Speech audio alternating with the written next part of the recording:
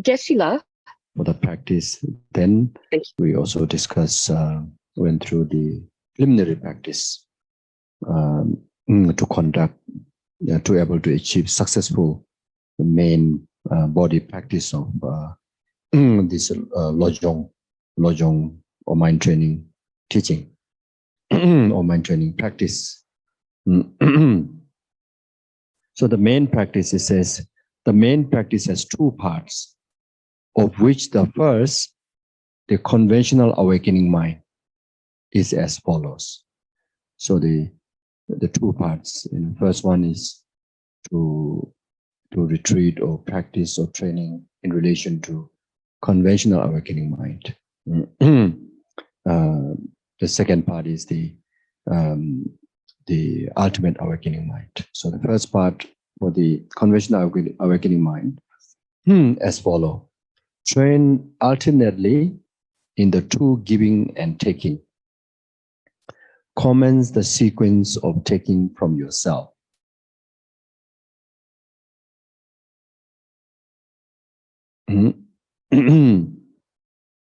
So the main essence practice of the mind training teaching is on tonglen practice, practice of taking and giving. And when you practice that, commence the sequence of taking from yourself. So, so there's explanation on that here. So this is state that you should imagine, you should visualize that all the sufferings and their origin that are likely to befall you in your future lives, including even those that might materialize tomorrow, bear fruit at this very instant. Reflecting in this way has the advantage of transforming adverse condition into a complementary factor.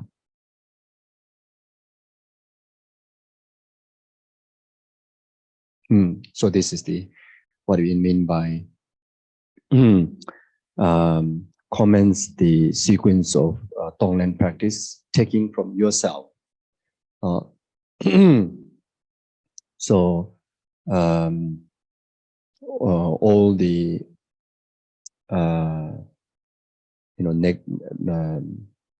all the negativities of the past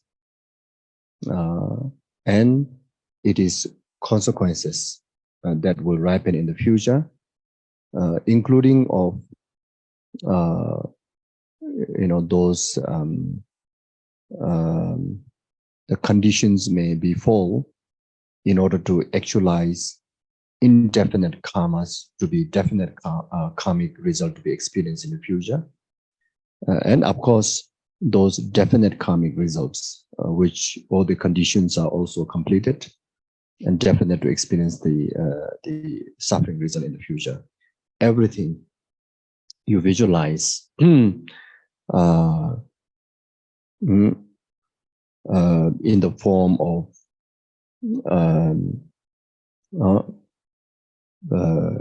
you see, if it is diseases, like physical sicknesses, like any sickness like cancer, etc. Everything in the form of blood and pus,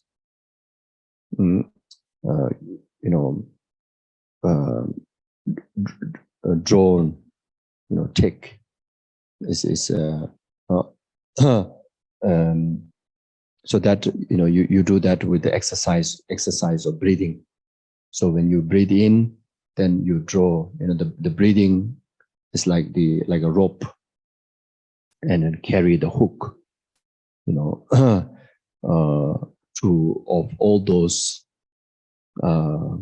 sicknesses, karma, your karmic circumstances, whatever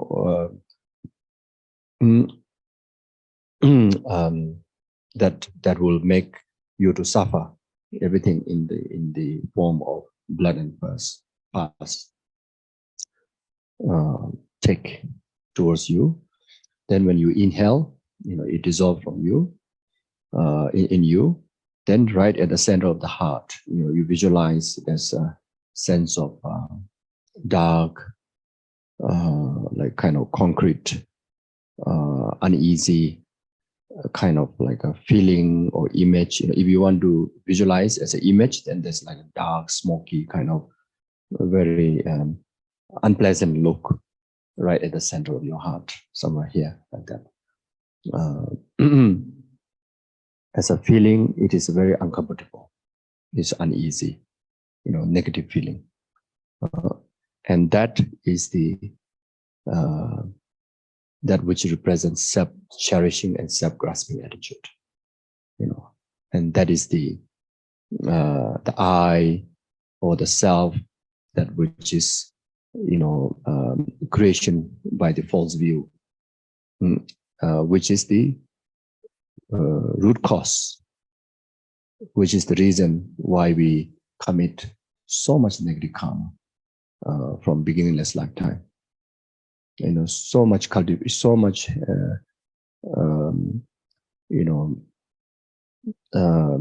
arising and being habitual in our system of those delusions or those negative emotions from beginningless lifetime, because of self-grasping, self-cherishing attitude, because of that.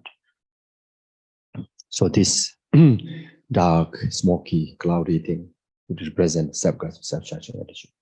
So then that blood and pus, dissolve into this dark energy. Then the moment the blood and pus ripen there, instantly that dark smoky thing disappeared, completely eradicated. It's like the blood and pus, which represent your sicknesses and all the karma that's supposed to create sicknesses. Everything is as like the by the tools of the lojong or the tonglen practice, it becomes like an antidote, powerful atomic bomb, like that. Ripen onto that, then it completely eradicate. Right there, instantly you feel completely relief. Then you understand. You absolutely overcome and purified. Any negativities that will cause sicknesses will have purified that which is from the past, which is from the future. So that is very much talking about taking from your side. Now is to do with you. First you do that for you. Then if there is any negative circumstances that that in relation to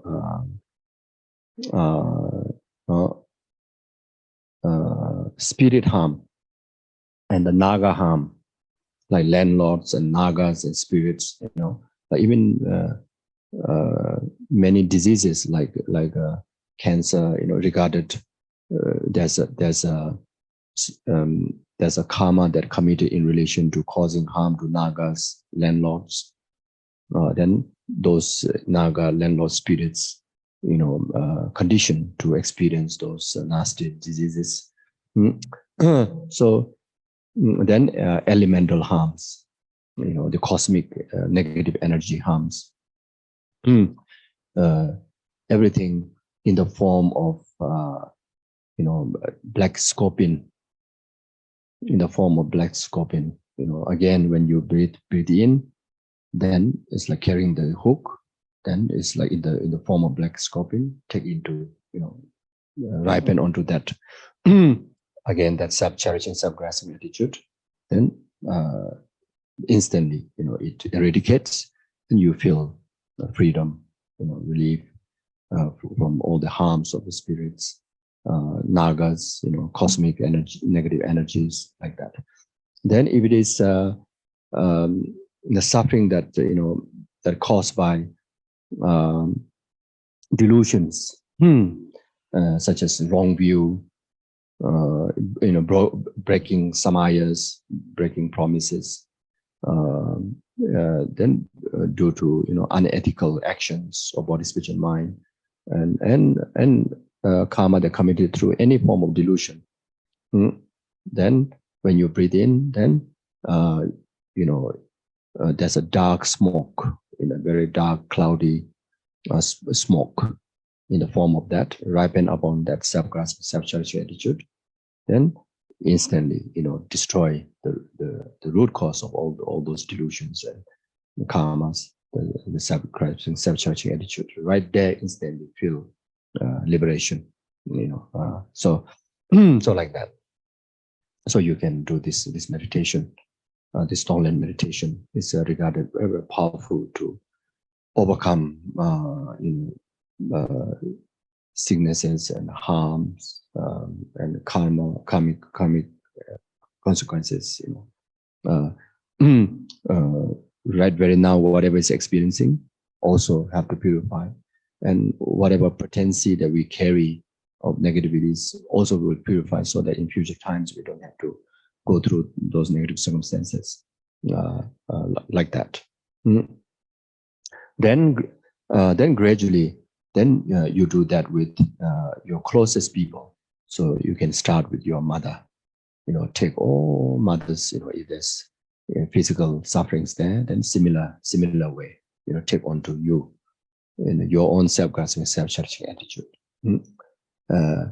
Because of the self-grasping and self-cherishing attitude in you, you carry this impure view. You carry this filthy being, unpurified being, and this unpurified being, because of the contaminations of the self-grasping, self-cherishing attitude, when you relate, your being with others, then you see everything is impure, including experiencing and perceiving, someone as sick, someone as disturbed, someone as samsaric being, including of the environment, seeing very troubled, like disturbed, what you call the very destructive environment. So all this because of not purifying our own negativities. You see, so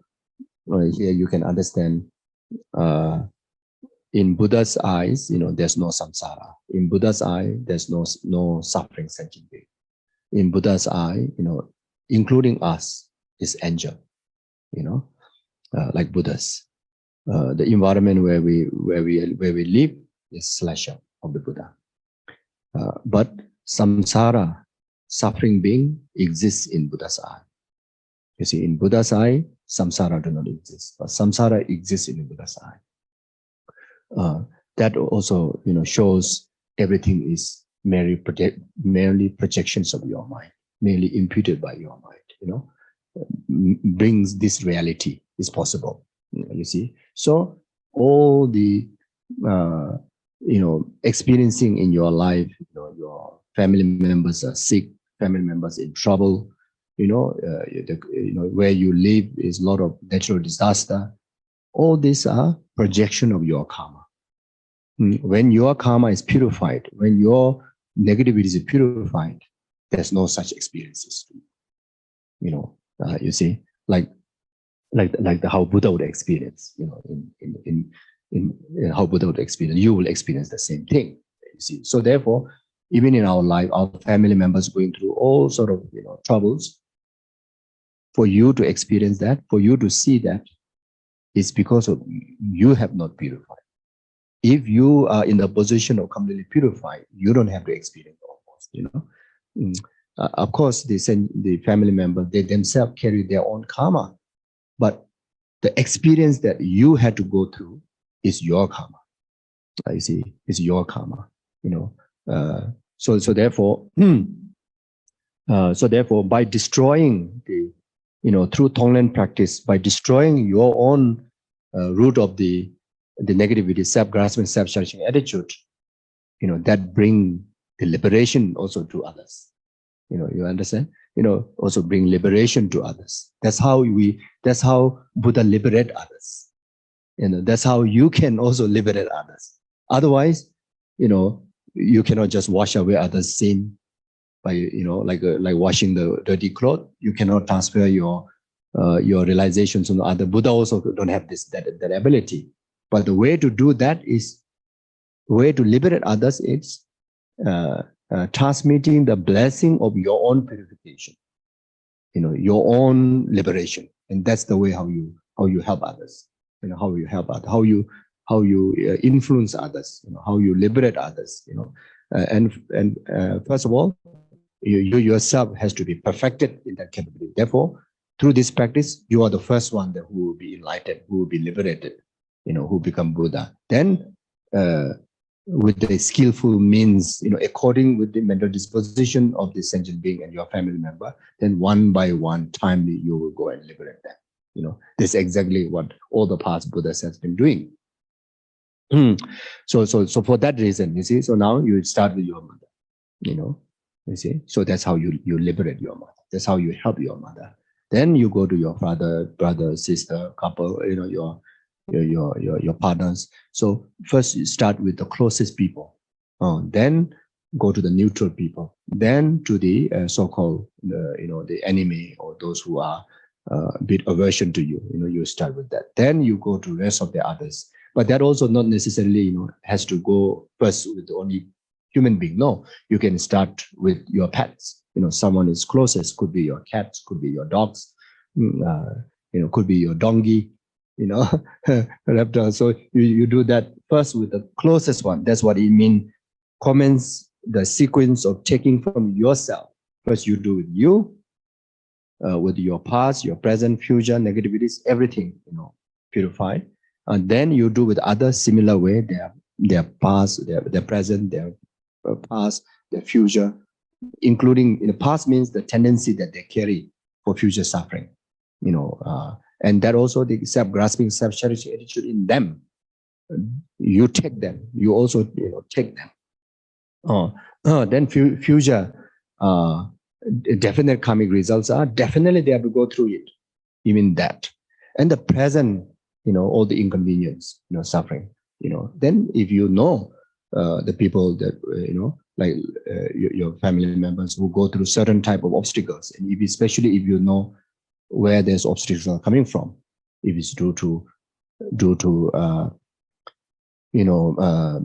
the spirit harm, or normal usual conventional negative circumstances, like being in the wrong place, eating wrong food, living wrong lifestyle, then create all sort of sicknesses.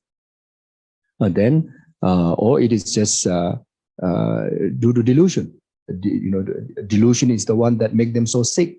Make first their mind so sick, then after that they ruin their health, physical health, and that. So then accordingly, you visualize, as mentioned before, you visualize it. So it can be so effective, so powerful healing that you can do like that.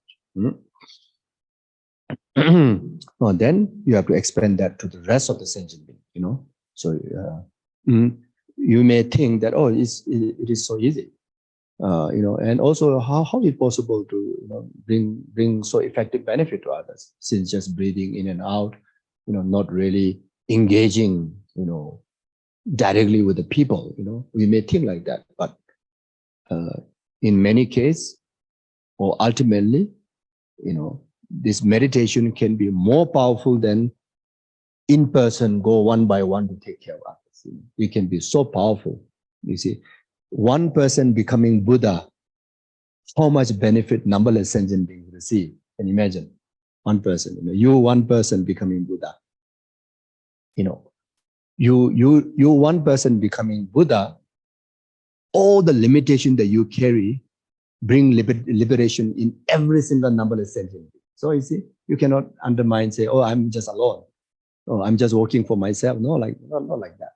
You see, you see, if you observe the vow of no killing, and you achieve the perfected ethic of complete peace, complete like how Buddha carries the quality, entire numberless sentient being right there becomes safer in their life from you. You are one person, but numberless sentient beings' life becomes safer. So becoming Buddha is accumulations of all the virtues, like no killing, no lying, no sexual misconduct, etc., etc., etc. All the delusions are harmful for others, not just harmful to you. So when you overcome one by one, everyone is benefited. You see, so it's unbelievable. You see, so therefore, when you lock up in your room and meditating and practicing, you're not wasting time.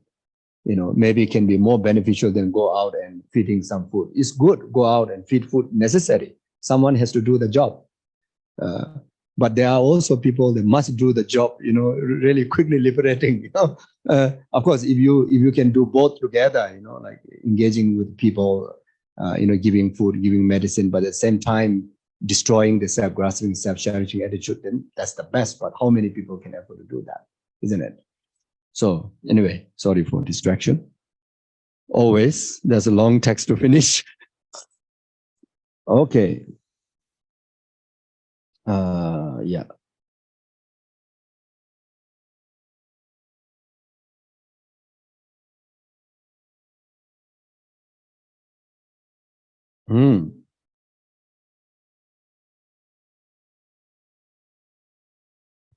Then, reflecting in this way has the advantage of transforming adverse condition into complete mentory factors.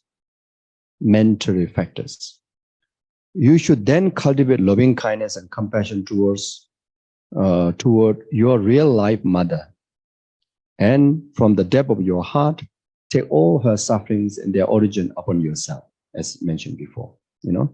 So then you move to your mother. Similarly, take the subtle obscuration to knowledge from all sentient beings and the three noble beings. So now then move to rest of the other sentient beings. Here I just mentioned subtle obscuration, meaning not just taking temporary suffering, not just taking the karma, you also take the subtle obscuration so that you can abide, you can liberate your mother, yourself, the rest of sentient being through the most perfected liberation. You see, if you just take a karma, then you may be able to liberate them from three lower realms and abide them into the higher three favorable realms. You cannot liberate them to liberation. If you just take the delusion, anything to do with the delusion, you can only able to liberate them from samsara up to the nirvana peace, but still not perfect. It's still their limitation. So if you take also, on top of that, if you take also subtle obscuration, that means your ultimate goal of the lojong is, or the tonglen practice is, to abide them into the state of the peerless happiness, which is state of full enlightenment. So this is the reason why I mentioned this.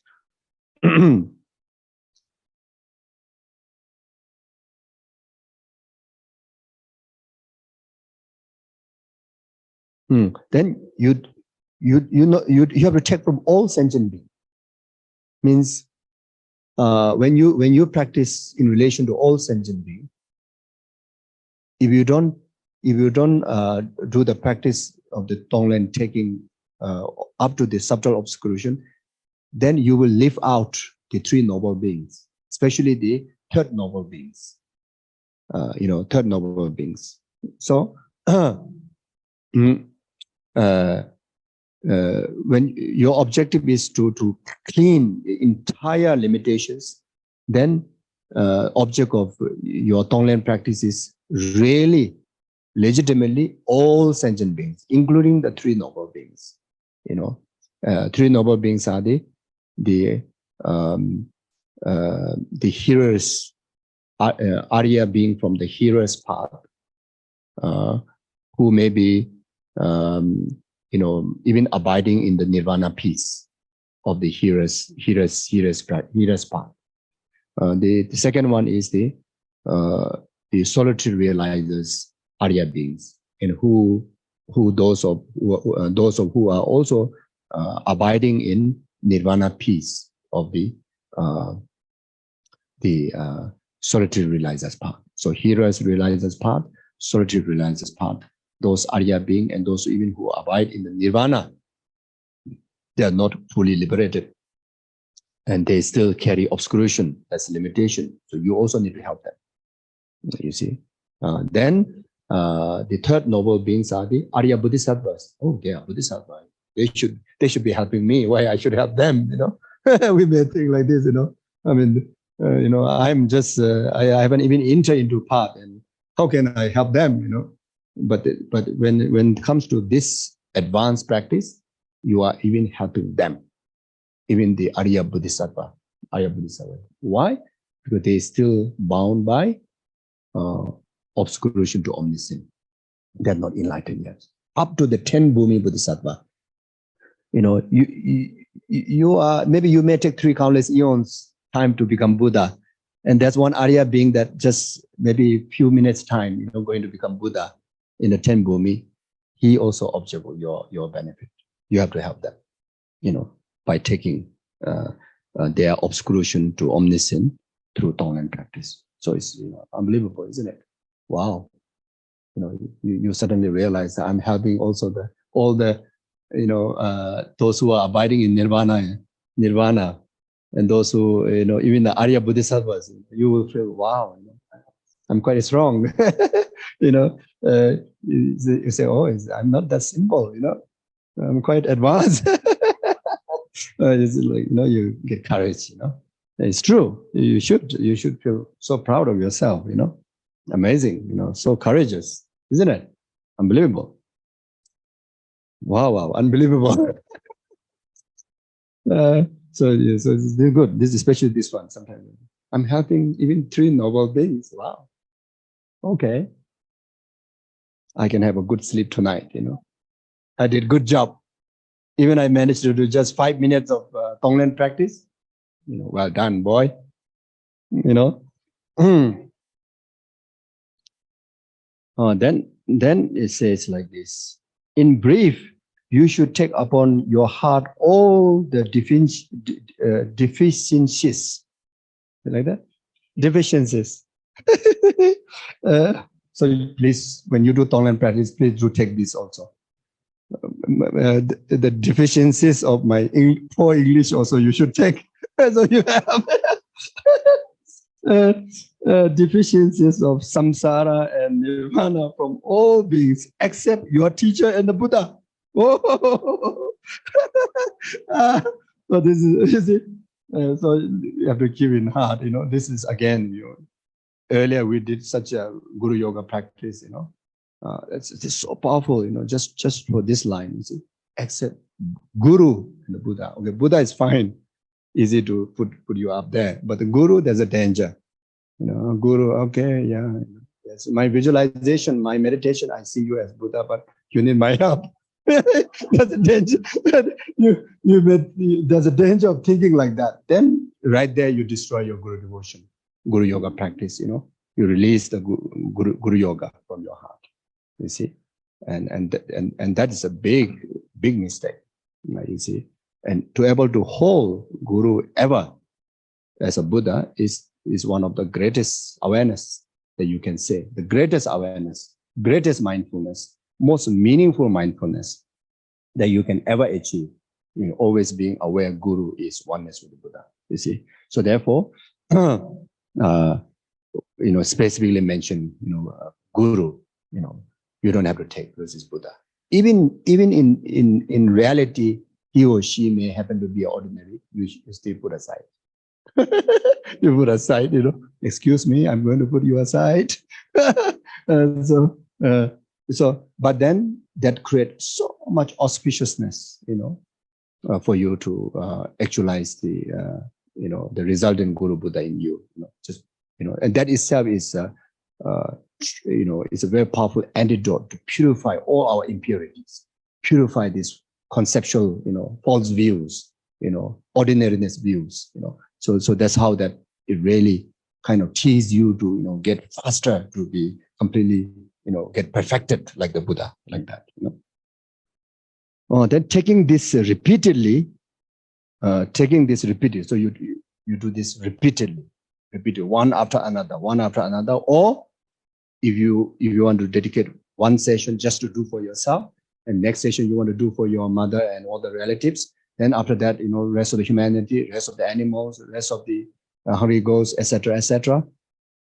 After doing repeatedly, when your shoulder aches, quite sure, you imagine your body to be a balloon filling with the air that expand to pervade the entire expanse of space. How beautiful it is, you see. So this is also very good whenever we get stressed, you use this technique. Whenever you stress up with your calculator, we can use this. Whenever you stress up with your children or your partner, you go into this meditation. You see, your body to be like a balloon filling with the air. So these are the pit instruction. You say, what's a big deal? You tried it out, then you understand. Oh wow, you use it, then you feel, wow, this is not just a normal balloon air pump. This really works. Filling with the air that expand to pervade the entire expanse of space. So not just your body filled with the air, you feel bloated. So you cannot. So in order not to feel bloated, but at the same time bring all the benefit, most important is pervade the entire expanse of space like that. You completely kind of like almost like emerge into the expanse of space. You see. So until there's no end to trace, no direction to trace, you see. So like that. So that itself alone will help to lose the stress, lose the ache that you occur, like that. And these practitioners do apply when they have some kind of sicknesses, pain, in order to really overcome the pain. They use this technique. They use this technique to close the frequency brain and the pain, the communication you block. And that's how the masters, the practitioners, they do. So physically there's a wound, so much, looks like so painful, but they have no pain. They enjoy. They have no pain, You see. Even in a conventional the life, in the example like Geshe Lama Sopa, you see, his physical body with a stroke, for him, it's like he have no communication with the stroke. He is like completely all his inconvenience that he go to, that we project, and even in reality we see, but because of his absorption in this practice, you can claim that he don't suffer at all. He don't suffer at all. You see. So as I give an example of my master, you really can see that he don't suffer at all. He's like enjoying his life. But but put the practice understanding aside. Just look at the physical distraction that what is happening is so painful. Just looking at it is like so painful. It's heartbreaking. It's heartbreaking. So they disassociate their physical pain to their awareness. You see, so like that. So of course, you can also do that through shamatha. Shamatha concentration. Also can able to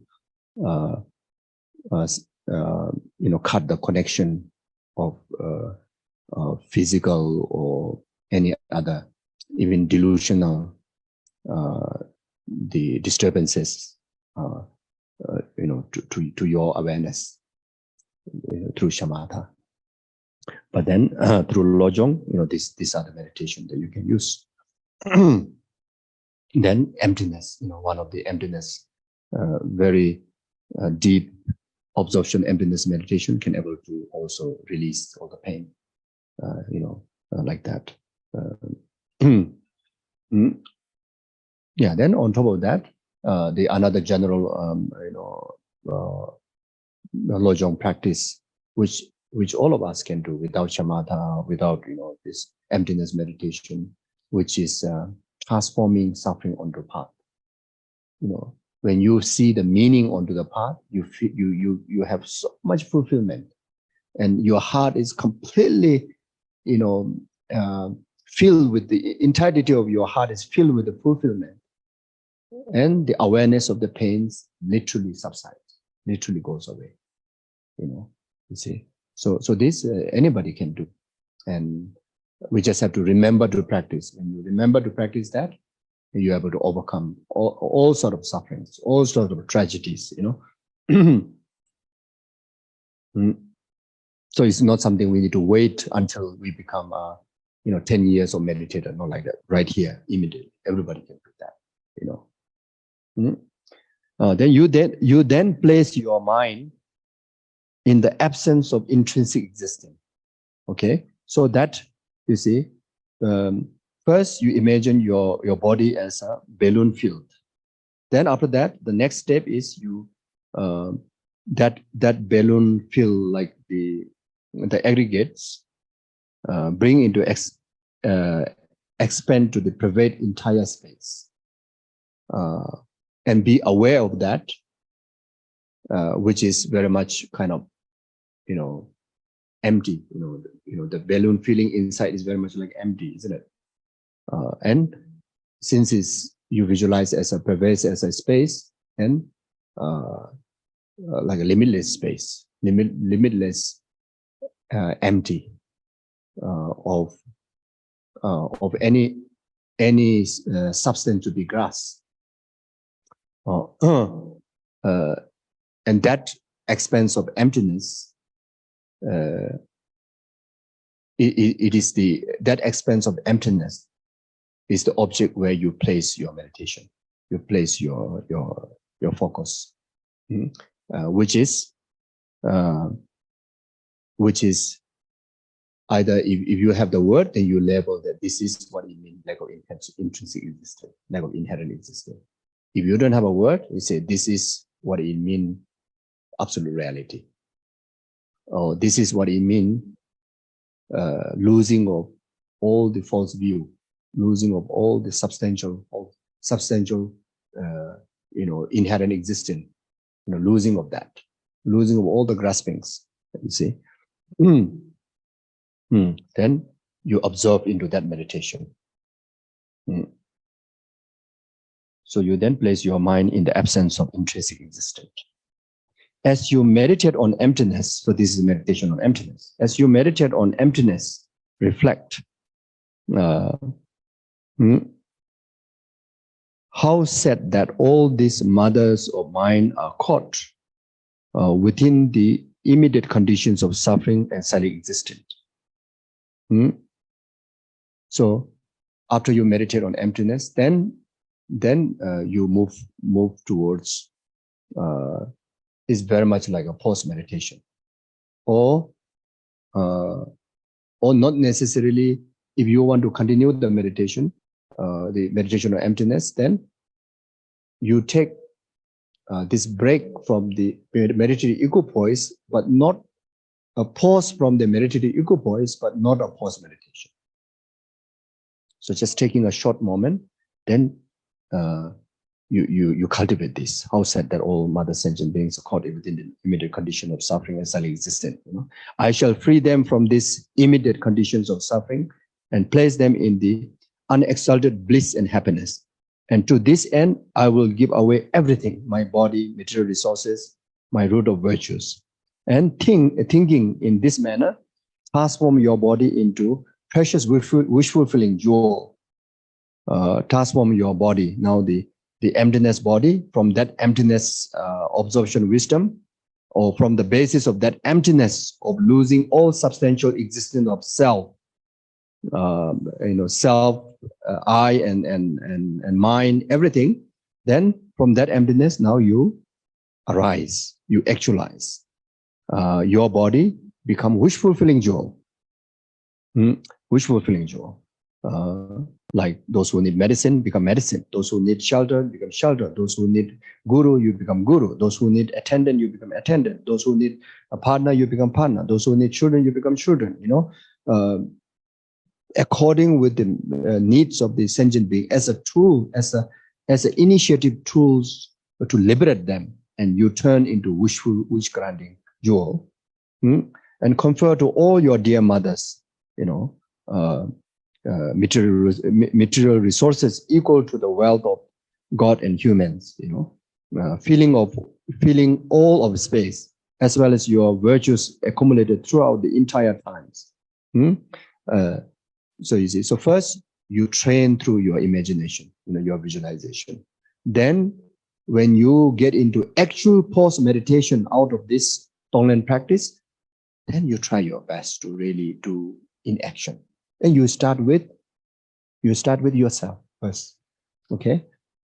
You start to take good care of yourself. You see, if you're physically you feel cold, then you very, very happily, kindly offer a nice warm jacket to yourself. If you're hungry, cook nice, delicious food. If you feel like you need a friend, then go and find a friend and talk, etc. You see, then most importantly, take care of yourself is making sure protecting your mind from arising negative emotions. Whenever negative emotion arises, you help yourself to apply the antidote, like that. Then similar to your mother, your people around you, in your very best, according with their needs, then you go according with the your capability, even with the material resources, you go and help. Literally go and help. So you train like that. And the more you give, the more abundance comes in you. And this is Buddha's omniscient statement. You see, generosity or giving will bring abundance to you. You see, not just a merit, but even material, even material gift, you see, become abundance to you, you see. So the moment you start to give, you start to have more and more things. Unbelievable. The more you start to give. So you start to be more generous to your mother. Somewhere, somehow, you start to have more and more things to give to her.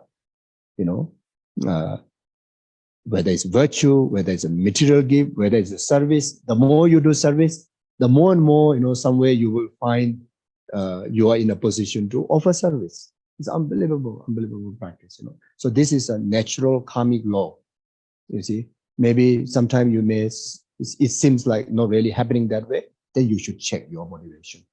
If you are doing this for self-centered purpose, it doesn't work.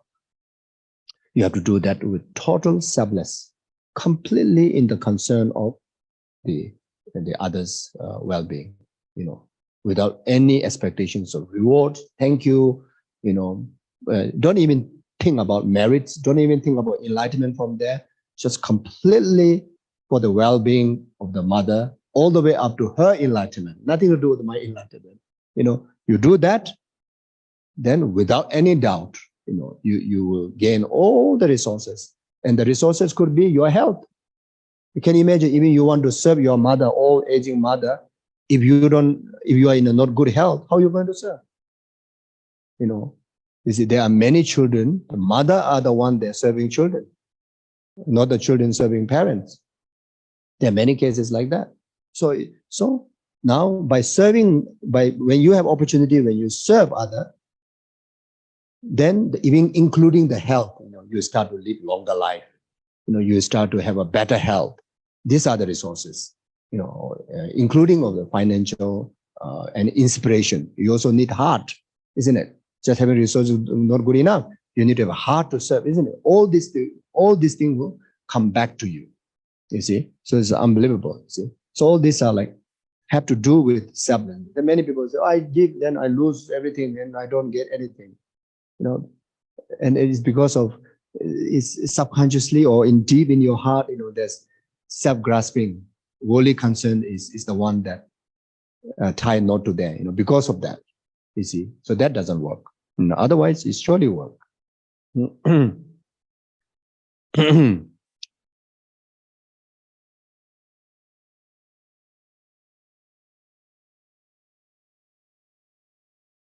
As you give this, imagine that your dear mother enjoyed the perfect gathering of all the favorable conditions for Dharma practice, and that they accomplish the true accumulation and attain perfect Buddhahood. So even though the mother, may not be a practitioner, or may even against the Dharma, whatever it is, as long as you are practicing, you dedicate that in your heart. You see, so just like the great-hearted Bodhisattva, the previous life of Guru Shakyamuni Buddha, when he gave the food, the flesh from his thigh to the 5 hungry tigers family, uh, the tigers family not there to eat, the power, so much power of compassion until like really, really so difficult to, um, grab the meat. Then after that, then the Bodhisattva make an aspiration that now you at this stage you must take this generosity of physical, like material kind of object, and I dedicate this by consuming this. When I turn the wheel of Dharma, you create the karma to be born as a first disciple to listen to the teaching. You see, and that's exactly the 5 the Brahmin, the disciple who first listen to the Four Noble Truth teaching, like that. So you do, you can do that even to the animal.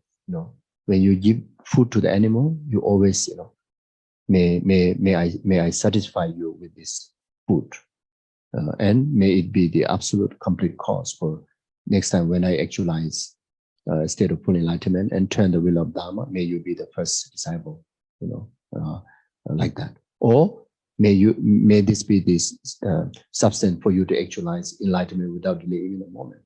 You see, so when you prepare a meal to all your family member, you don't have to go and tell everybody like that, but you do that with your, and that will, it's quite obvious, isn't it? In your family, quite sure that you're going to be Buddha first among all. The way how you practice, especially in the family, no one is practicing, and you are alone practicing. You've been practicing a long time. You will be the first Buddha in your family.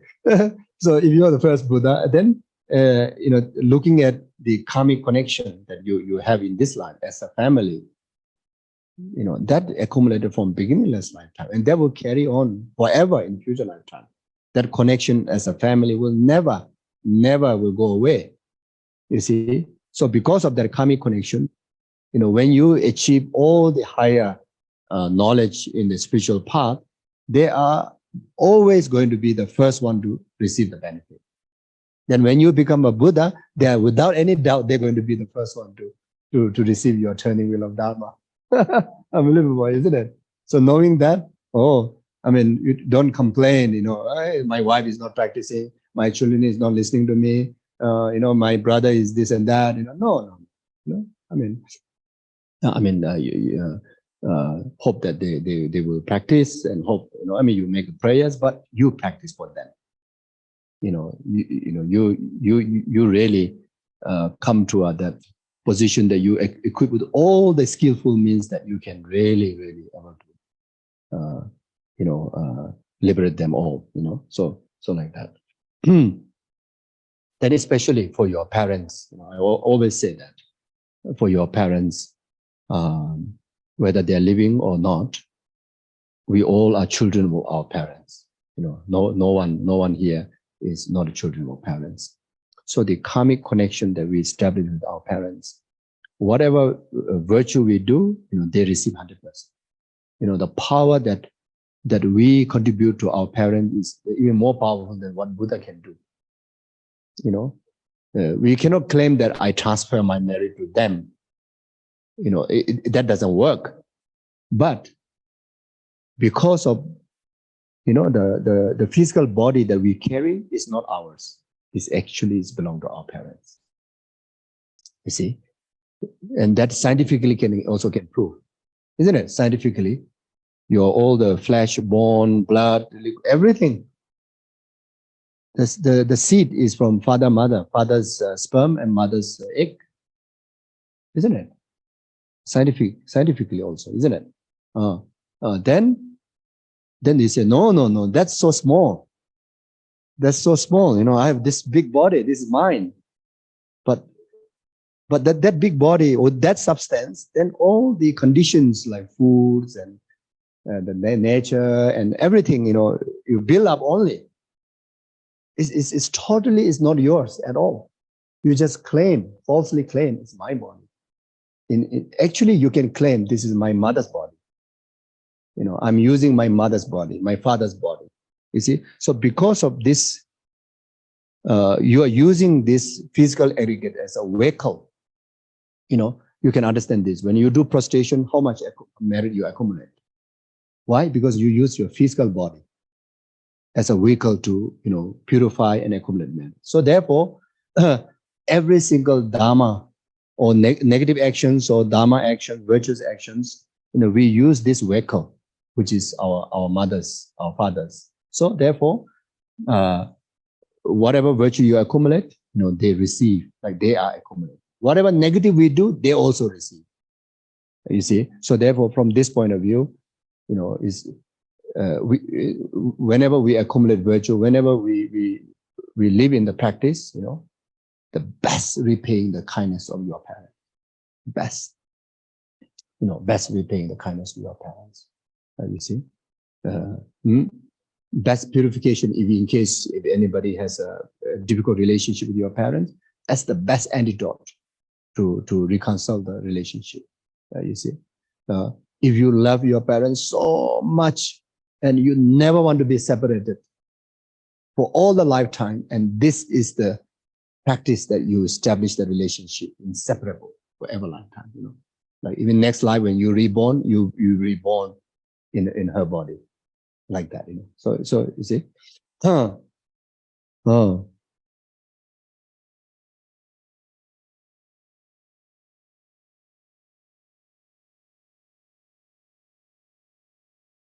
Yeah, so like this. So when you make charity, when you smile, when you have a kind word to talk to others, or even while walking, you see, you see ants, just look at them. You say, my looking at you, my seeing you, may it create the causes for you to actualize enlightenment without the need. Like that, Or even in case, even you step onto some animals, like ants, right there immediately you recite powerful mantras, or generate compassion, then you dedicate the merit. And may this, even though it's such a negative accident, with the life of this ant, but then may this action that I committed in any way, may it be the complete cause, for you to actualize state of full enlightenment without delay, even a moment. Like that, you can do like that. So even you want to, you want to call somebody, call your family members, like that, especially if you are giving mass, what do you call this, speech. There's so many people listening. So before that, you do that. I may this just simply by hearing my voice, my speech, may this be the complete cause for them to actualize from temporary happiness after the ultimate happiness enlightenment. Like such as Bodhisattva Shantideva, create a motivation from very morning. May whoever see me, remember me, touch me, praise me, scold me, even cause my life, may I be the absolute cause of their enlightenment. So this is the motivation of Maya Dharma practitioner, lojong practitioner to carry like that. Then you are very much like wish fulfilling jewel. Just by that, you become wish fulfilling jewel. So it's so beautiful, isn't it? So thinking about that, life becomes so meaningful, so fulfilling. Then there's no regret. Even happen to die next moment, no regret. You see, so even die also for the cause of numberless sentient. Unbelievable, isn't it? Yeah. Make this contemplation in regards to all sentient beings, like that. Okay. So now, then the next one is place the two astride your breath. So it's already mentioned before. Use the breathing, to do the tonglen practice. So this indicates that when you excel, you give all your wealth, virtues to sentient beings. And as you practice in this manner and experience the downing meditative absorption, you then take on the suffering and their origin of both yourself and others. When you engage in this way, it is said, you bereave the benefit of attaining the realizations of mind training as this meditative absorption arise within you. So when such meditative absorption arise, such confident, such a confident, like kind of, this is really happening. I mean it, and you really mean it from depth of your heart. It's like the voice is coming from your bone and from your every single cells. You see, it's really from genuinely you mean it. When you gain confidence, then is and sustainable confidence, and a sustainable such practice is happening, then mind training, realizations of the mind training practice is happening. You see, as far as concerned with the in relation to the emptiness practice, you really losing, the ground of the entire self-grasping. You see, but by training in ultimate altruism in emptiness, as guided before, bring the effect of losing all the self-grasping. Losing the self-grasping. So initially, you just like minimizing the self-grasping. Whenever you meditate on the conventional aspect of the bodhicitta through tonglen practice, then minimizing the self-cherishing, the grasping of self-cherishing attitude. So it is the sign of success of practice. The complete completion of the practice is complete success of the completion of the practice when you lose entire ground of self-grasping and self-cherishing attitude. Like that. Second, the meditation on the ultimate awakening mind is as follows. So up to now, even though there is a blend of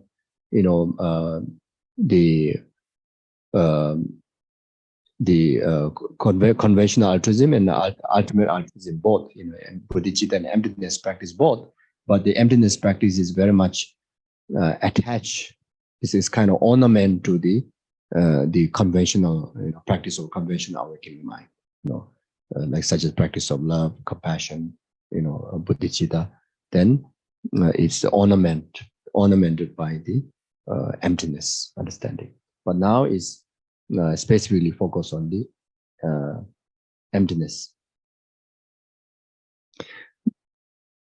This suggests that when you are able to exchange your virtue with others' suffering, you then meditate on emptiness, which is keep secret from the weak-minded. This is as follows. So keep secret from weak-minded. Weak-minded is someone who's not ripened to understand the emptiness, who accept this correct view, who's holding very, very stubborn, wrong views, wrong view of like permanent grasping, wrong view of,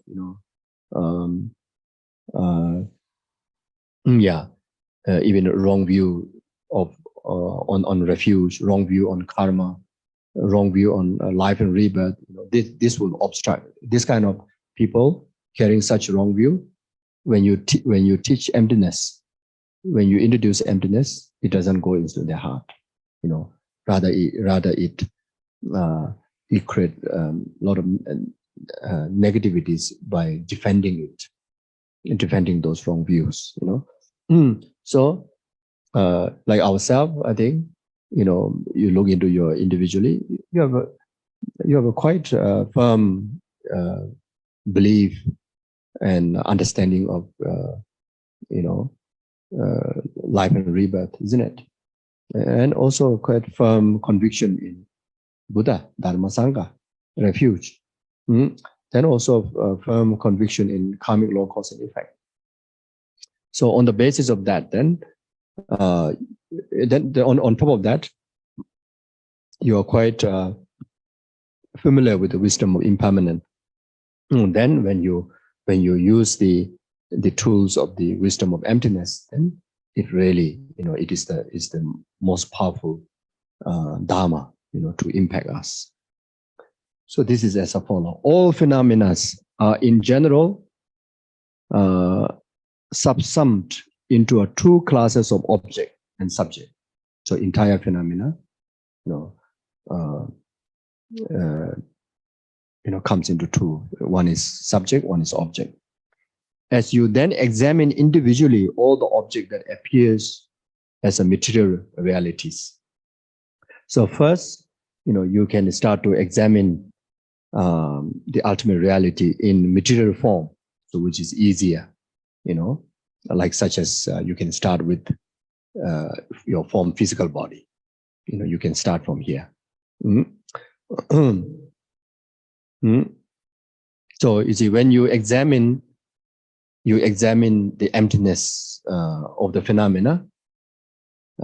When you realize, you realize emptiness of self first.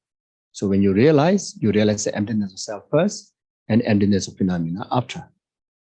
But when you examine, when you train, you examine first on the phenomena first. Then after that, then the self.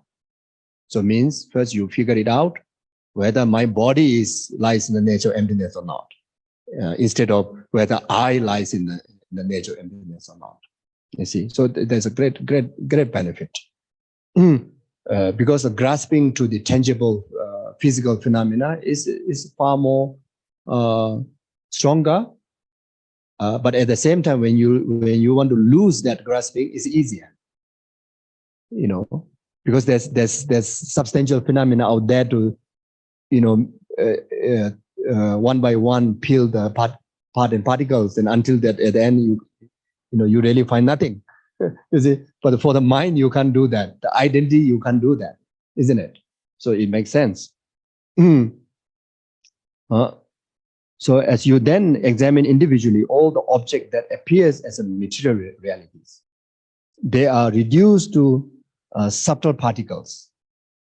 Okay, so now you see body at this moment you really grasp as a substantial existence, like as if there's a substance. And in a very layman languages, yes, there's substance because there's full of cell. Without those full of cell, how are we going to have this physical body? If there's no cell, combination of lot of cell, how can I touch? How can I feel?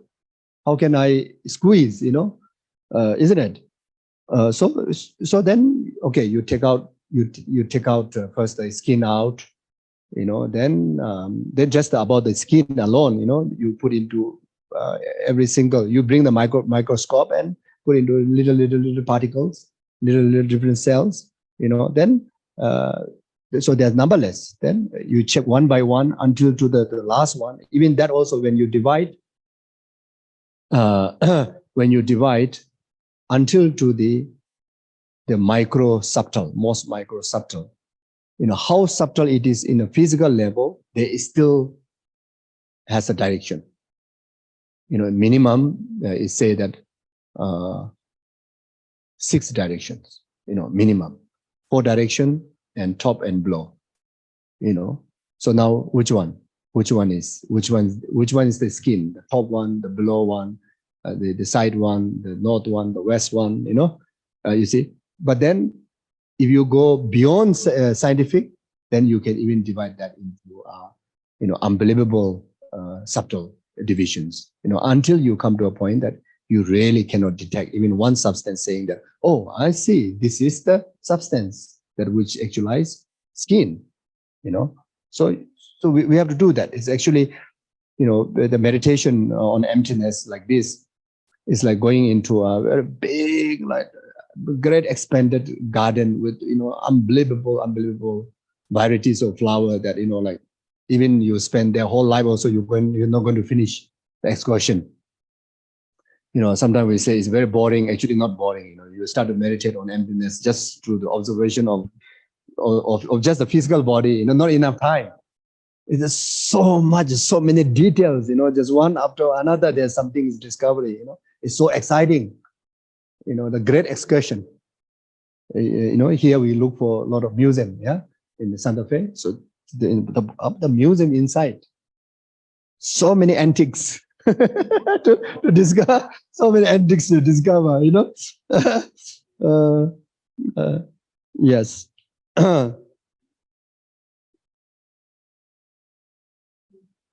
Reduced to subtle particles. Then invariably, yes, did I say correctly? Invariably,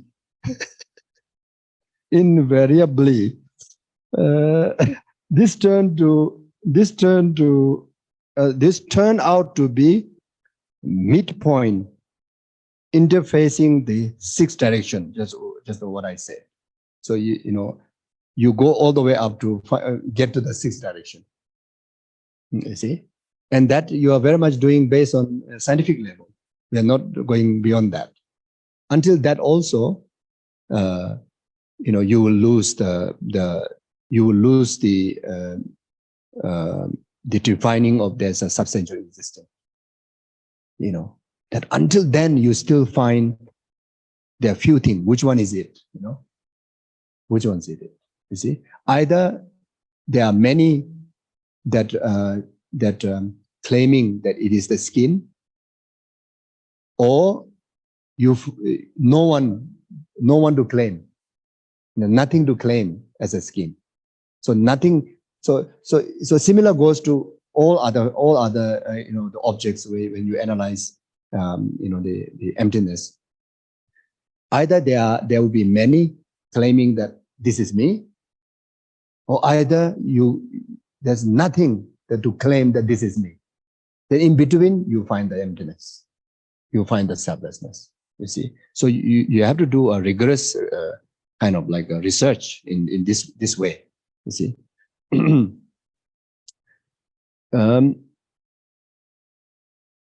Which means they are not established as a substantially real singular entity.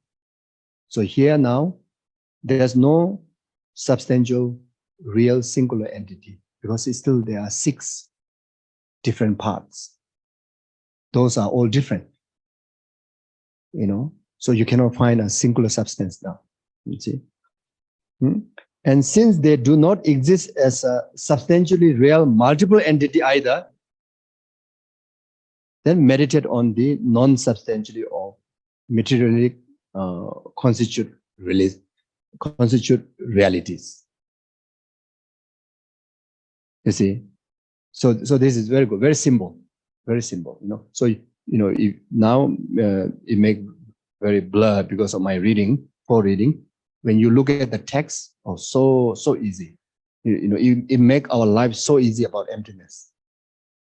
Just follow that and use this technique to, discover the ultimate reality of, the form, feeling, then this particular emotion, this particular virtuous emotion, this particular negative emotion, etc., etc. Then you just, go one after another, maybe each of the Buddha, each of the scripture, each of the person. You do that again and again until then you are so habitual that, you start to see everything is lack of substantial existence. You see, like that. So,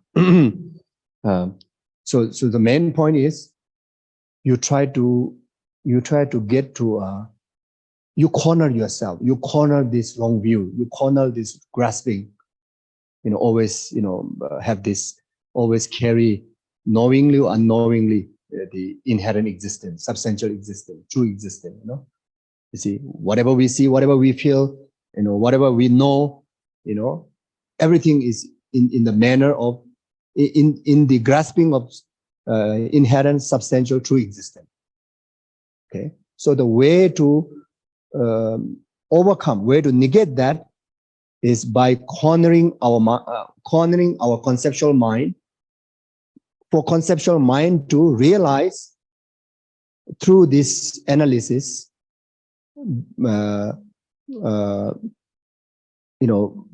the every possibility and mainly there's two possibilities only, either from singular way, if it exists, either it has to exist singular or either exist plural, isn't it? So you corner your substantial mind to figure it out whether it is this plural way, and if, in some way it is no way it will exist plural way, isn't it? Like body is one body, me is one me, you see. Then after that, first is a singular way, then after that is a plural, you see. And then that you can relate to like what the Nagarjunas would say, either we can relate this to form or I or whatever phenomena. It is like I is not earth, water, and not all the four elements. I is not all the aggregates. I is not one of the aggregates. I is not within aggregates. I is not out of aggregates. And where is me? Where is I? So you very much you challenge your conceptual grasping through this kind of analysis to establish a firm conviction that there's no inherent existence, and discovering of there's no inherent existence is empty. It's a complete empty of existence. But that complete of existence is not completely of nothingness, but then it's still legitimately, legitimately existent, which is through the interdependent arising, through convention, proving the conventional reality. In that way, then you actualize emptiness without falling into the true extreme of nihilism and nihilism. And discovering of middle way like that, it is regarded most powerful for purification, most powerful to accumulate merits, and most powerful antidote to negate all the negations. And that is called the supreme dharma. You can also say that when you have such wisdom, it's a supreme wisdom. Okay. As for inner awareness, so up to now is the emptiness analysis to the tangible objects. So now, or the tangible object or the physical aggregates. So now to the inner awareness, now to the mind. So how to do that? Then the past is normal. The future is yet to be. And the present is void of color, shape, and spiral location. Very simply put, very nicely, very simple. For me, this just fits to your mind, and this is good enough. No need to go through this very complicated philosophical way. If you like, go for it. But otherwise, this is good enough. And this is so true. And sometimes we realize that we didn't try to realize everything this way. We've been searching somewhere else and using some other methods, but this is so true. This is not difficult to understand, isn't it? So you have to check like it. If it does not exist in such a manner, then it does not exist as a substantial reality. If it does not exist that way, then the mind, the mental factor, does not exist substantial way.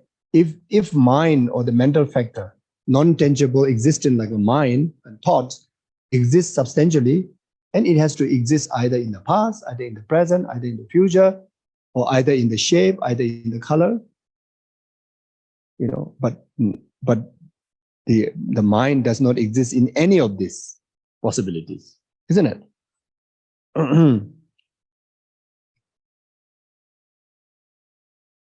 Therefore, contemplate inner awareness too as a devoid of substantial real existence. Oh, you say, oh, I see. So you go from the body like that and say, oh, I see. Oh, okay, now I understood. Oh, I see. Then after that, you all the way go to the sixth mental factor. Oh, I see. Then you try to kind of like rest in that conclusion, and that is that finding is the wisdom of analytical meditation. That finding you can wisdom of analytical meditation. So the whatever wording here it says, it's like the learning. You learn exactly like this. Now you analyze onto the object to be analyzed, and that is in the process of analytical meditation. When you come to a conclusion, oh, I see like that. Okay, it makes sense. Okay, you achieve the wisdom of analysis. On that okayness, or that iciness. Okay, so that now you carry as an object of your meditation. So that is the wisdom of analysis as an object of your meditative absorption. So when you do meditative absorption, you don't analyze. You just place your awareness onto that I see. Oh yes, this is it. Okay. Okay. Yes, yes. Yes. Oh, No analysis. Just it's very much like you eagerly want to know the exact taste of candy. Exact taste of candy. And there's you look at the text, candy is sweet, which is not sour, which is not what do you call it, spicy, and this and that. But then you say, oh, I see. Candy means candy, tastes like that. So you gain the wisdom of what candy is, just learning the definition, isn't it? But now you need to analyze it. But in order to analyze it, cannot analyze, put candy in someone's mouth and still say, can you tell me the taste? Still will say the same thing. All the definition will be repeatedly recited, but you still won't gain the wisdom of analysis. In order to gain the wisdom of analysis, you need to put the candy in your mouth. No candy here. Otherwise, now it's time for candy. Now it's time for candy. Wake up. Then, oh, I see. Yeah, it's not, especially if you have tasted chili, if you have tasted bitter, and I think we have tasted almost, everything. We have viewed all the colors, we have, feel all the feelings, we have, touch all the objects, shapes, you see, so, so we can say, oh, I see, it's not like that. Oh, it's not like that. Oh, it's not like that. It's not like that. Oh, I see. Oh, I see, like this. It's unexpressible. Inexpressible. The real taste of candy is very personal. You may taste the same thing, but it's inexpressible to you. I may taste the same thing, but inexpressible to me. And that is similar, like the taste of emptiness that you gain through the analytical process, like this. You say, I see. Oh, that taste, that inexpressible, but that definite taste of lack of substantial existence, lack of, completely a state of voidness, placing your awareness there, placing your mindfulness there. Even you are able to remain for few seconds, and that you can claim that I was in meditative absorption for a few seconds. If you remain for 1 hour, it's I was in meditation on emptiness absorption for 1 hour. Just like that. I see. That one. See? You carry on like this. So repeatedly, you do like that. And you do like that until you gain the wisdom of meditation. So when you gain the wisdom of meditation, then you achieve the path. Until then, you have not obtained the path. You see, Even after obtain the path has to be sustainable one. Not necessarily that path will be sustainable. You see, so you need to achieve the path that which is sustainable. How to do that?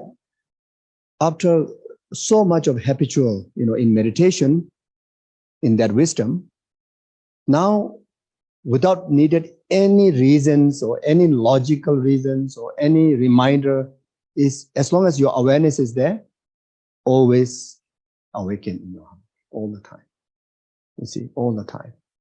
Even how distracted you are, still, there's, this side of mind is always mindful of that. You see. So in such practitioners' state, when they achieve this sustainable, spontaneous arising awareness of that wisdom in a sustainable way, then even when you are distracted by, object of your senses, when you look at something, you say, yes, this is, I see like that, but actually it's not like that. You see, the way I see is the absolute reality is lack of substantial existence. So the impact of that is you can have that object to your perception, but you have no attachment. You already lose the grasping, because there's nothing to grasp, because there's no substantial existence. That's how that you lose grasping. So you can have everything, but then you have no attachment to anything. You see, you perceive everything, but then you have no clinging, falsely in anything. You see, so like that. So one will carry on in a similar, the lifestyle day to day, family, friends. You're still eating the same food, still wearing the same clothes. Still have a special requirements for your taste, but you have no grasping. You still require that one, but you have no grasping. And how beautiful it will be, if we attain up to that level. You see, and the sign of that, you can even explain. My requirement is to get me just a warm water, and they say I don't drink coffee, afternoon. But then someone, just happened to put a coffee here, and I don't need to drink, but I have no aversion to it, because you have no grasping to it. Otherwise, you say, you complain, I order hot water only. Oh, well, what happened? Still, why is not mindful? All those complaints will come. So the effect of losing the grasping is you are freedom from complaint. You have no complaint. And how wonderful to live a life without complaint, isn't it? You see, so this is the impact is not like we need to wait for a long time. Just apply this and really seriously, train yourself day to day, and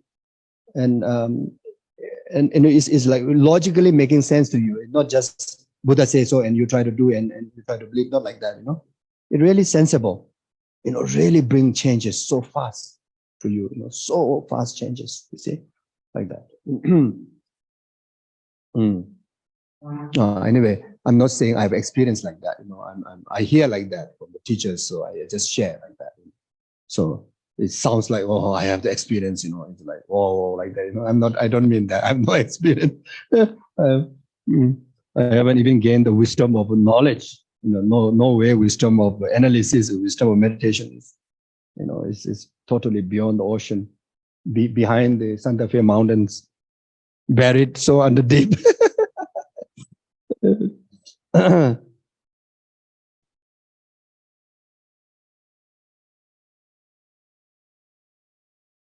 Therefore, contemplate in inner awareness too as a void of substantial real existence. Like that. So here, one thing, just need to know one thing. Everything is here. You just need to read it, that's it. The one thing to remember is to do meditative absorption. And to do that, the object of meditative absorption is that wisdom of analysis. And many individuals don't realize that. They use object of their absorption meditation as a physical object. Completely wrong. You have to have a mental picture. Even for any meditation object, you have to have a mental picture. Not open eye and look at and stabilize your mind. That doesn't work. That's just like one step to just to capture the mental picture. Then have to go into a meditation. The object of meditation is also a mental picture, and the meditator is also the mind. You see, you see. So even these physical structures of meditations are all initial too. The moment you really start to meditate, you see, not necessarily you are staying silent. You may be singing song. You maybe just keep walking, non-stop walking. In a conventional eye is you are not meditating. You are just hanging around everywhere.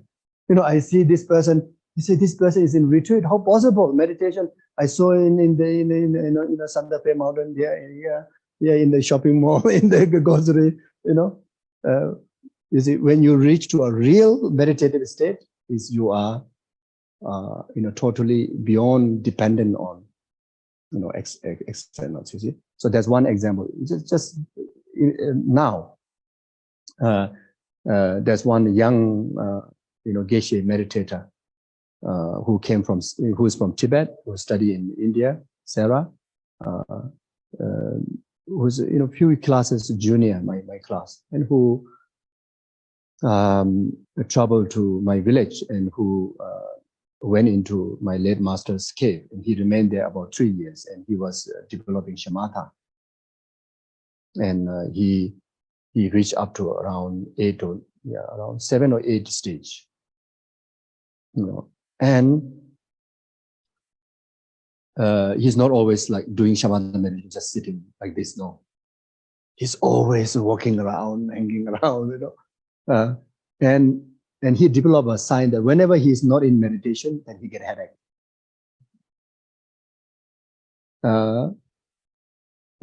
Otherwise, all the time in meditation. And some more is single-pointed meditation. It's not really, I think it's almost like vipassana, I think.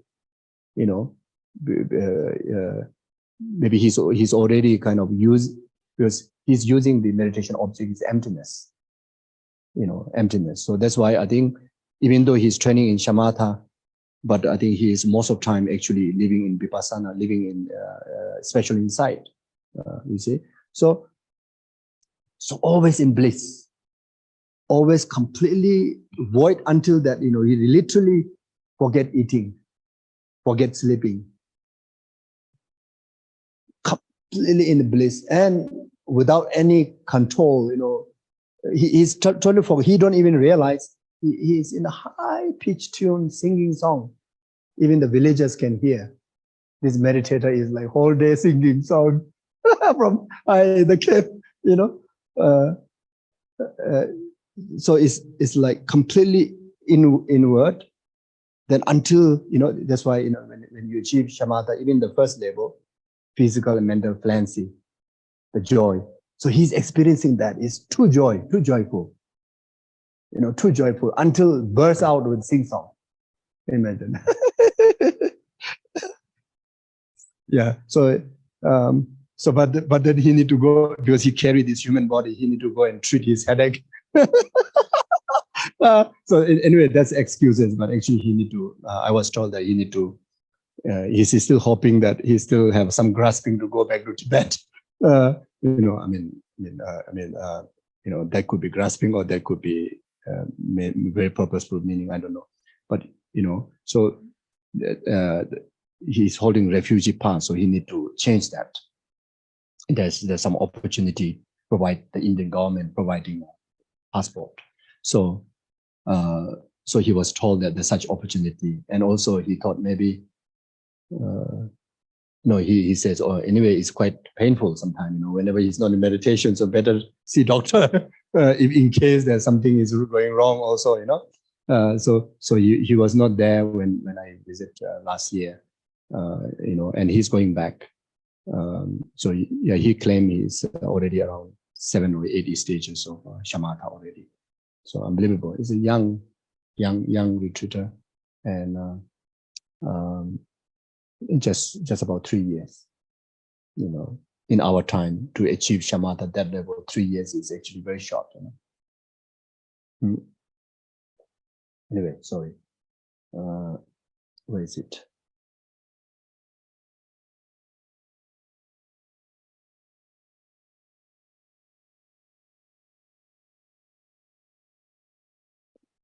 Since the external world of material realities does not exist, then the object of meditation does not exist. And since what appears as inner awareness too does not exist, then the meditating mind too does not exist. You see? So when you come up to realizing even the meditative mind, lack of substantial existence, and gain their wisdom, then using stable mind to meditate on that, then it becomes, we talk about Mahamudra. We discuss about Mahamudra, it's like that, you see. So process, like we talk about Mahamudra, but didn't really mention about such a structural way to reach out there.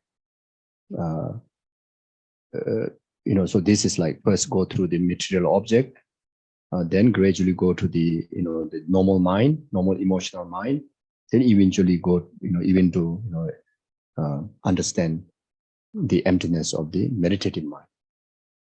Then that is the final, most concentrated, object of your meditation on emptiness, observation emptiness, like that. This freedom from the object of meditation and a meditating mind is called exhausting knowledgeable object.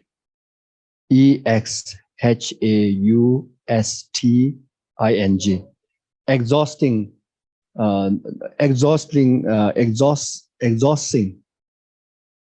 Exhausting knowable objects. So knowable. Okay. So this freedom from the object of meditation and meditating mind is called exhausting knowable object. So this is what it called, exhausting knowable object. So exhausting of all the conceptual, the object of conceptuality. You see, so the knowable is conceptual mind. Because all the hallucination, wrong view, because of not realizing emptiness, is because of the conceptual obscuration. You see, like this very moment, when I look at my eye to the watch, I'm not thinking, I'm not grasping anything, in actual being aware of, like inherently grasping or true existence or substantial existence. No, just blindly looking at the watch. And that mind that which is looking at the watch is substantial mind. Because of being substantial mind, apprehending the object, naturally apprehending as a true existence. Naturally. No need to know, just naturally. So that's why I say ordinary is mind. All ordinary minds are false mind because of that. So therefore, after realizing emptiness of all the phenomena, up to including the meditative mind of the emptiness, also realizing as an empty, then that realization is that realization or that meditation or that freedom is called exhausting knowable object. Okay, that was the good. Exhausting, knowable object. Uh, mm. So it's quite a cute mind, quite a cute level, isn't it? Exhausting, knowable object. Mm. Mm. Exhausting, eradicate. Knowable, knowable, the knower. Knowable object is the object of all the mind, all the senses of the conceptual mind. Mm. And to abide unwavering in this state is to meditate on suchness. Yeah, uh, you know, uh, in the absolute void of everything, and remaining in that is meditating on suchness, meditating on absolute reality. As such, just as the objective world does not exist in any mood, the mind too does not grasp it in any way. So there's no since the entire object is losing as an object of grasping, then also the grasping mind also loses its own ground of conceptuality.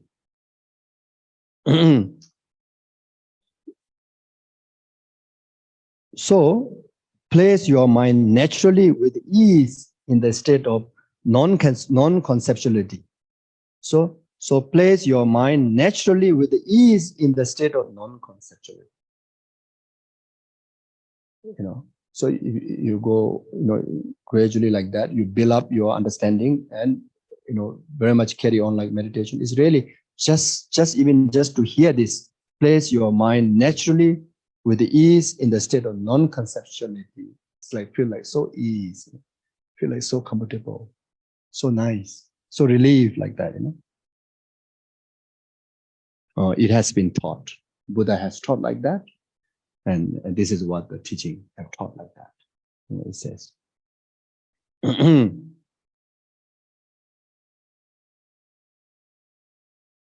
Okay.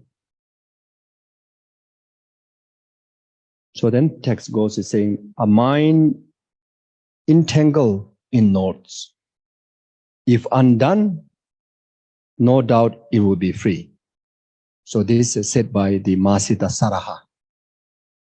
The mind entangled in knots, or mind entangled in graspings, like substantial existence. If that you undo, or the mind that which is, conceptual mind, which is like the entangled in the knot. You can also understand that way. Or you can say the mind that entangled in the knot, mind that entangled in inherent existence, true existence, substantial existence. If that undo, then no doubt it will be free from all the graspings.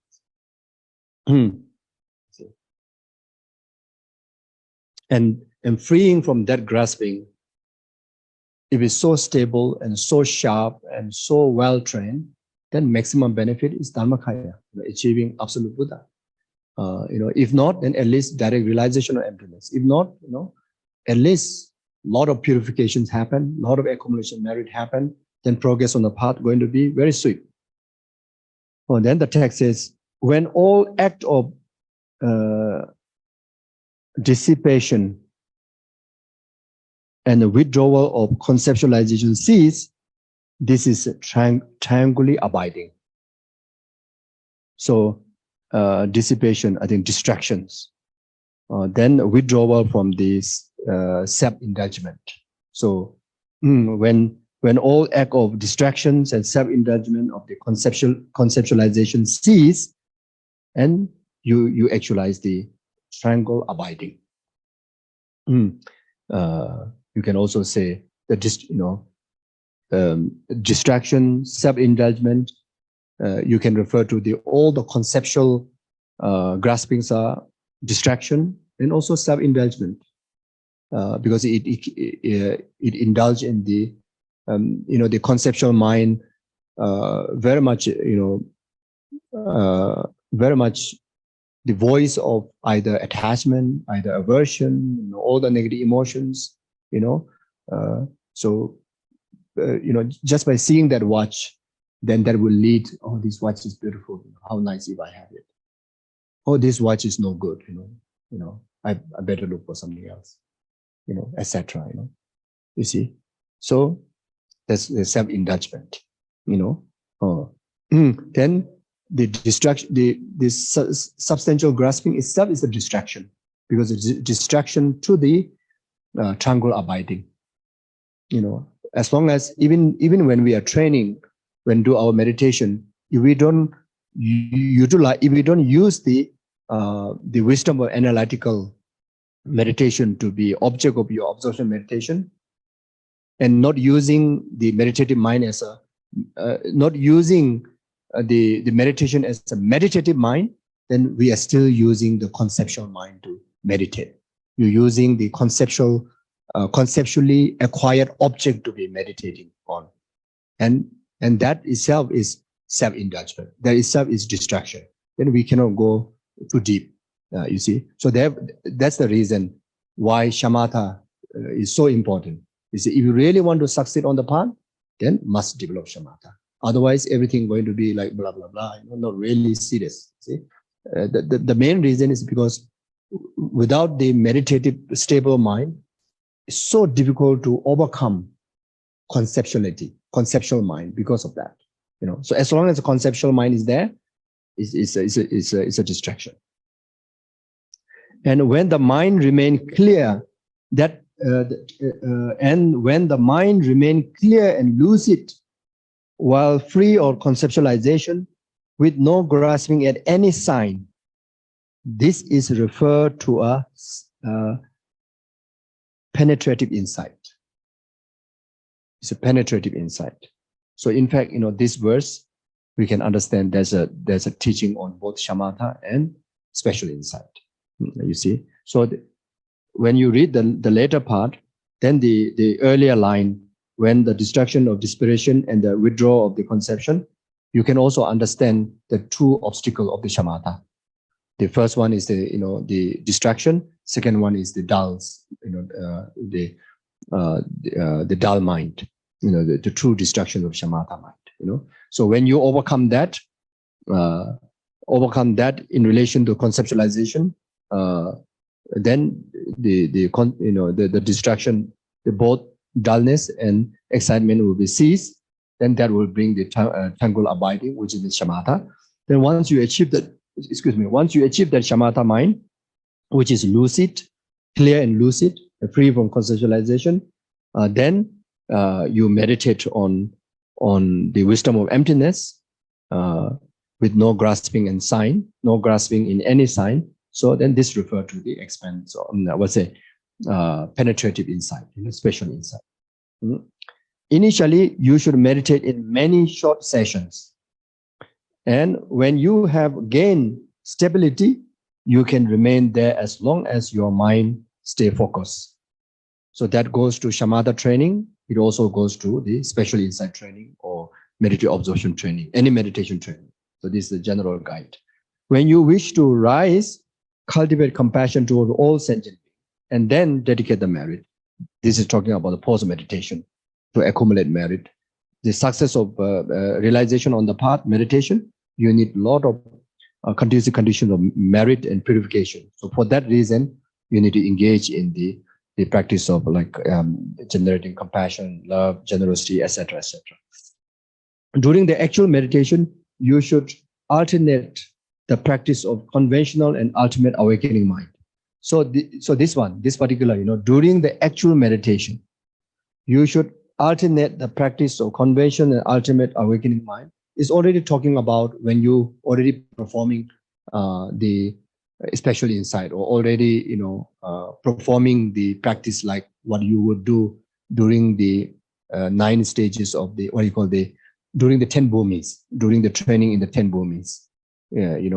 When you already achieve stable shamatha mind, already achieve the wisdom of emptiness, now you are practically negating the negations, whether it's defilement or obscuration. So there you have to divide the practice into two portions. So one portion is meditative absorption portion. Another portion is post-meditation portion, post meditation. So life has to be spent like that, day to day spent like that, during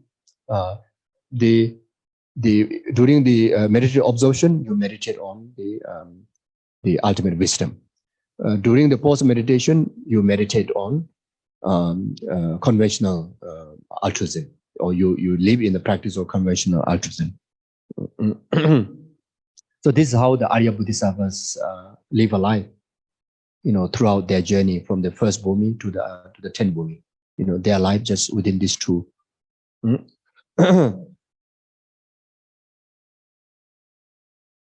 As your familiarity grows, even if you cannot accomplish everything, but you can engage in the practice of giving and taking at the level of mere illusion-like conventional reality, free of belief in substantial reality and clinging. As your familiarity grows in emptiness wisdom, then even if you cannot accomplish everything, all the realization on the stages of path immediately, you can engage in the practice of giving and taking at the level of mere illusion alike, or even in case you cannot perform in actual action, and then you can still level and practice in the level of mere illusion alike conventional reality, free of believing in substantial reality and clinging. So after you do the tonglen practice, then at the end, then you understand the meditator yourself, the tonglen itself, the ultimate benefit, which is elevating all sentient beings in state of enlightenment. Everything lies in the nature of illusion alike. Everything is free of substantial existence.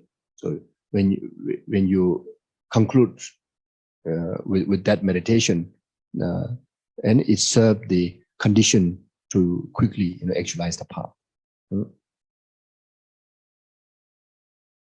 Okay, almost finished. Okay, now I have not many time. So then after that, the text says 3 objects, 3 poisons. 3 objects. The object of attachment, the close one, the object of aversion, enemy, object of neutral, those strangers. 3 poisons, attachment, aversion, ignorance. Indicate that it is in relation to the three objects that the 3 poisons comes into being, and you should transform this into a 3 root of virtue. So what is 3 root of virtue? 3 root of virtue is the virtue of non-attachment, virtue of non-aversion, virtue of overcoming attachment, virtue of overcoming aversion, virtue of overcoming ignorance. So these are the 3 root of virtue.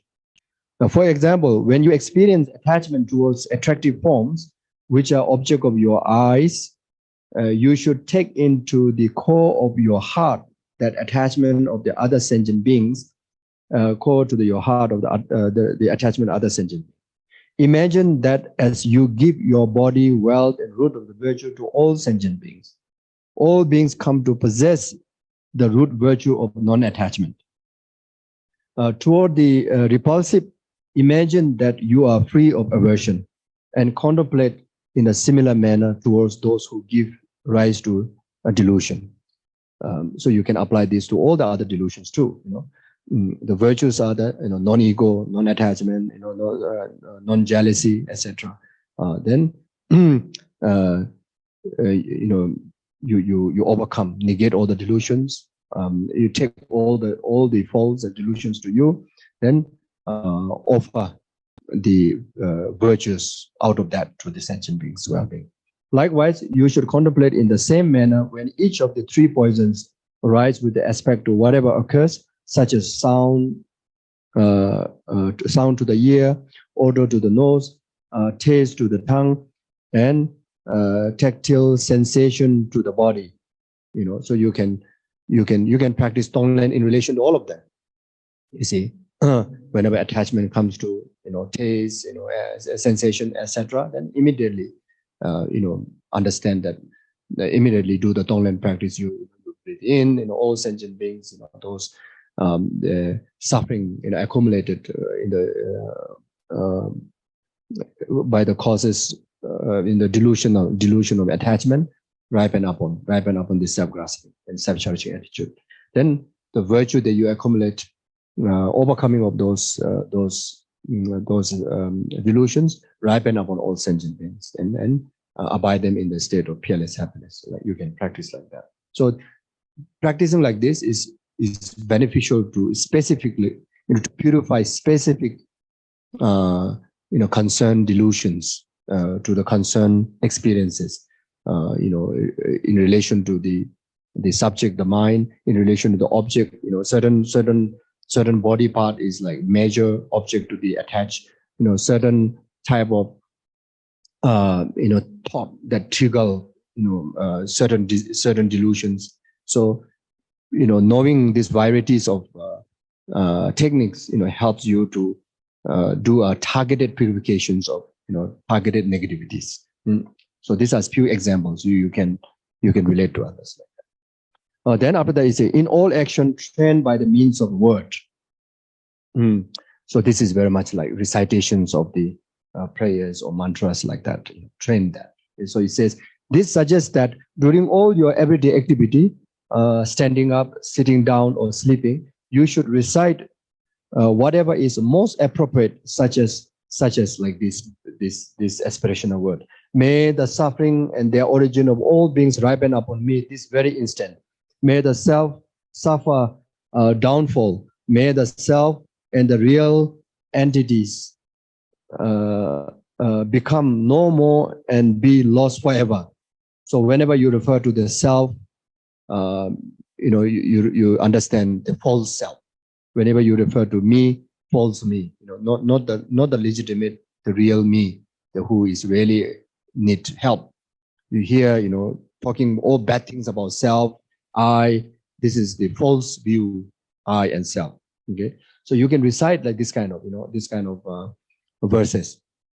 You can also create your own verses. May all sentient beings suffer ripen on me. May all my happiness ripen on others. So like all the time, recite like that. May my body, wealth, and the root of the virtues ripen upon sentient beings. May sentient beings attain all higher equalities of the path and the result of this at this very instant. Your action will then, so you recite like that. Then your action will then follow after your speech. And it is said the benefit of this realization will then arise swiftly in your mind. So that's why there's a benefit of reciting sadhanas, reciting aspirational prayers. There are so many prayers out there. Reciting Buddha's qualities, reciting prayers, bodhicitta prayer, emptiness prayer, aspirational prayers like to the Guru, etc. This is so good because that will eventually influence you to really be in action. It's transform your body, speech, and mind into that. Eventually, at least transform your mind and body into that through such repetitions or recitations.